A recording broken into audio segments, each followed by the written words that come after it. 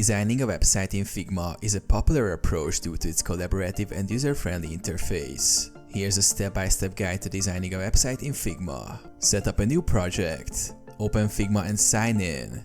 Create a new project by selecting New File. Name your file appropriately, such as Website Design. Create frames. In Figma, frames act as artboards. Select the frame tool and create frames to represent different screen sizes like desktop, tablet, and mobile views.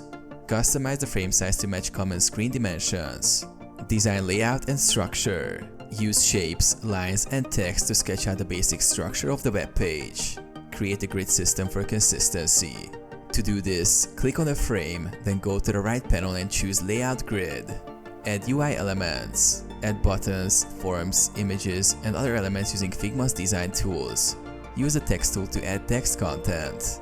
Utilize components and assets to speed up the process. Prototype the design. Once the design is complete, use Figma's prototype feature to create interactive links between pages and demonstrate user flow.